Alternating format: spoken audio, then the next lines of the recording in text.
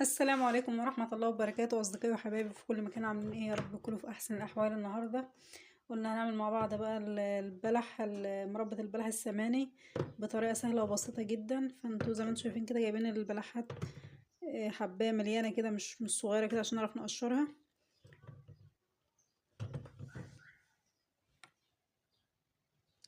هنبدأ كده على بركة الله ونصلي على رسول الله، اللهم صل وسلم وبارك على سيدنا محمد. هنبدأ دلوقتي بالبلح. أول حاجة هنا معانا القشارة. هو الموضوع ممل شوية، هي اسهل شويه بالسكينه.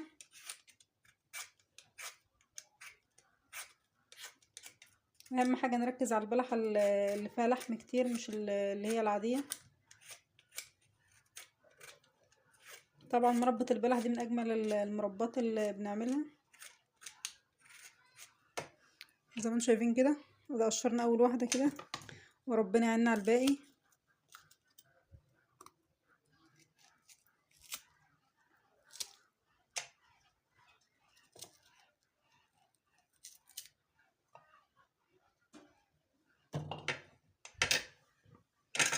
اقشر معاكم واحده كمان،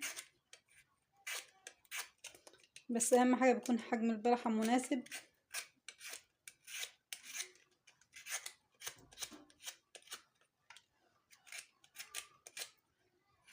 هي المربى جميله، بس التقشير صعب شويه. ايه رايكم في الوعد ديت؟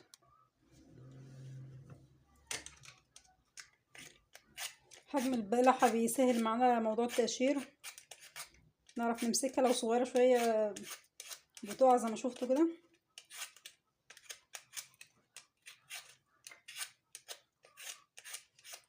ان شاء الله تبقى احلى مربى بلح.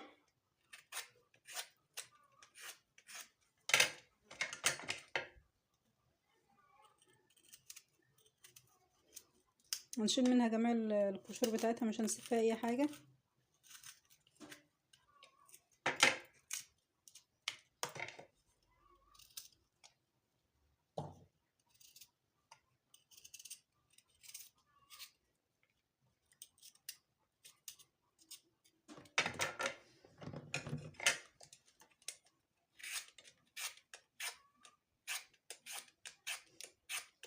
القشرة اسهل كتير من السكينة.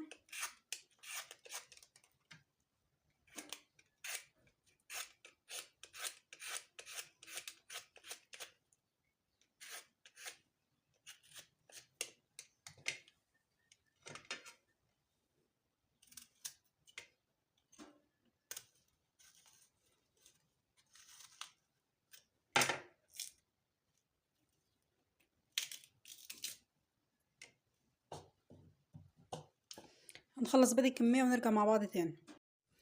ورجعت لكم بقى بعد ما قربت اخلص، فاضل لي حاجة بسيطة.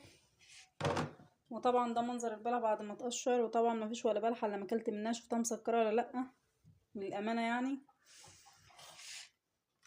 ويجي جوزك طول النهار يقولك انت قاعدة بتعملي ايه طول النهار في البيت، ما يعرفش ان احنا بنعمل مجهود جامد اوي في كل حاجة. ادي بس عشان نعمل مربى، الواحد خد له اكتر من ساعة في تقشير شوية بلح.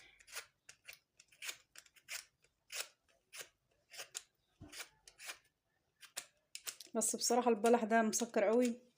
طبعا دقت بلحة يعني، مستش ولا بلحة لما دقتها.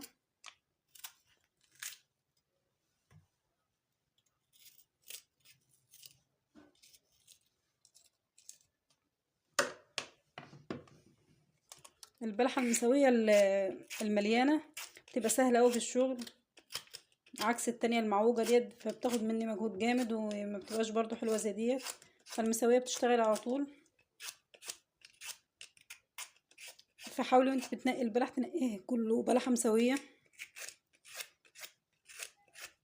تبقى سهلة معاكي في التقشير وفي كله.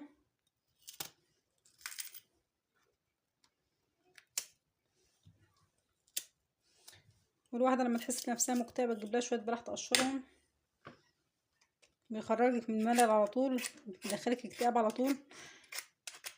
طبعا ده كله هزار.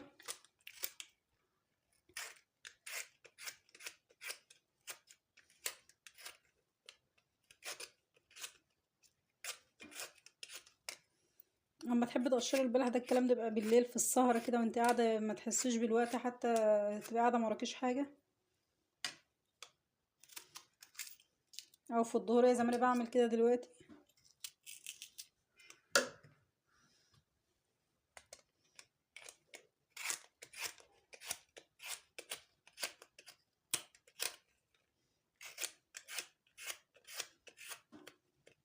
طبعا بالقشرة ما بيطلعش كمية قشور سميكة زي السكينة.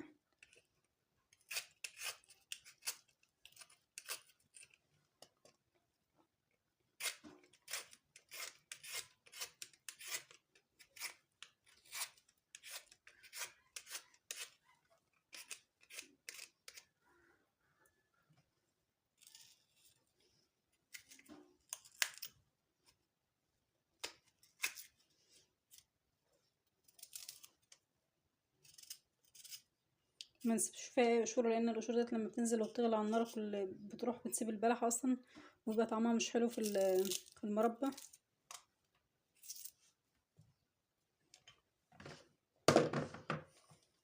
طبعا ما عادش فاضل معايا الا 3 بلحات، والحمد لله ان انا خلصت اصلا. الموضوع ممل قوي.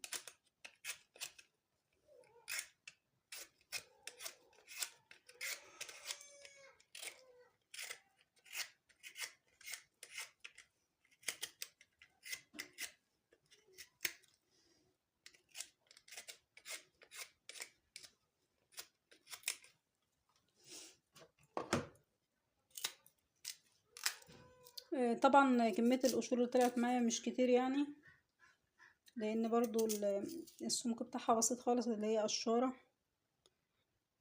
حاجات رقيقة خالص.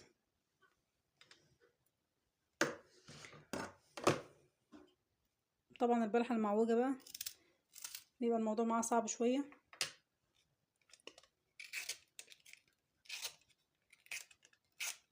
والبلحة الصغيرة كمان متعرفش تمسكيها وتملكي فيها، بسم الله ما شاء الله. البلح ده كان بلح كبير ومليان كله لحم كده، الواحد يعرف يمسك البلحة كده يشتغل فيها بسرعة. لكن الصغيرة ديت مش صالحة اصلا، تاخد منك مجهود على الفاضي، ومفيهاش كمية اللحم اللي في البلحة الكبيرة.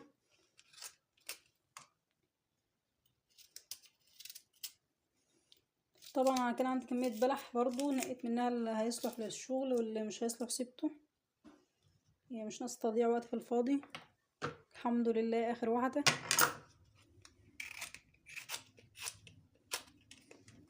تعالي راحة فين.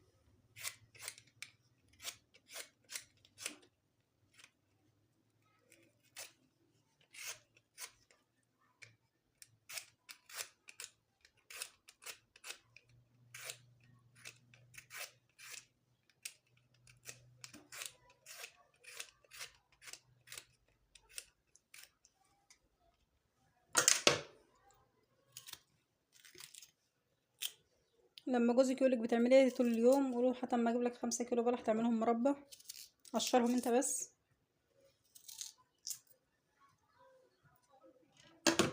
هنغسل كمية البلح كده ونرجع لكم تاني. طبعا دي بقى كمية البلح بتاعتنا بعد ما شطفناها كويس زي ما انتم شايفين كده. واحنا شغالين اي حاجة مش مظبوطة في البلحة احنا بنشيلها.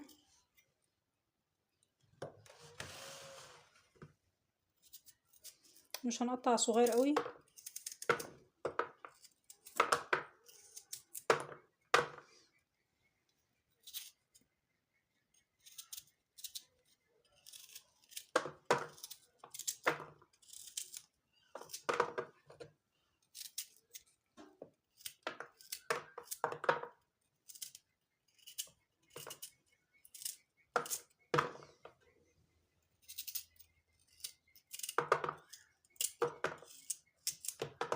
هنكمل الكمية بتاعت تقطيع البلح ونرجع معاكم تاني. وادي كده كمية البلح بعد ما قطعناها وظبطناها كده.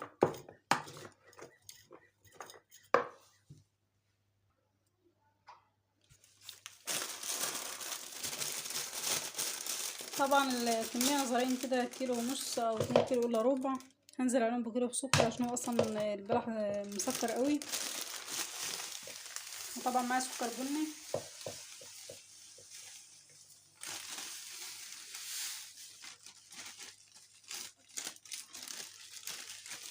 هناخد كل الحاجات ديت ونرفعها على النار. طبعا ما بنزلش الا بشويه قرفه وشويه قرنفل. هنقلب السكر في المربى. بصوا بقى حلوين كده بقى، خدت لها تلت ساعه. هنزل عليها بنص ليمونه.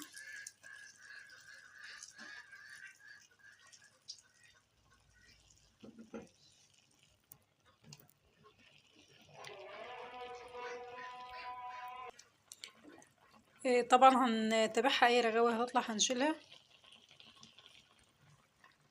وطبعا لازم لما اكون مغطيين الحله والنار تبقى هاديه، عشان مربى البلح اصلا مبيبقاش فيها ميه كتير، يا دوبك نزلت ميتها، فميتها دي اصلا ما بتسويهاش لو النار عاليه، فاحنا نهدي على النار خالص.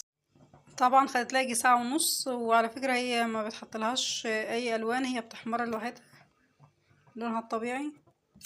كل ما بتخش في السوى بتحمر زي ما انتم شايفين كده، وبتغمق كمان ان اللون الاحمر عن كده كمان. وهنسيبها براحتها خالص على نار هاديه.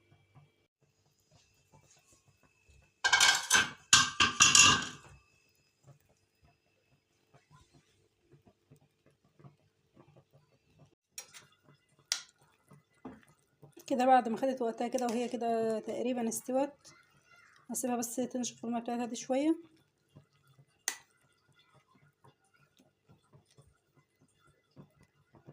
واخده اللون الاحمر الجميل ده. طبعا بتاخد وقتها، ما نستعجلش عليها، نسيبها براحتها خالص تتكتك مع بعضها كده، وتاخد الوقت اللي هي عايزاه، بس اهم حاجه تطلع معانا مظبوطه. دي طبعا المربى بتاعتنا بعد ما طفينا عليها النار.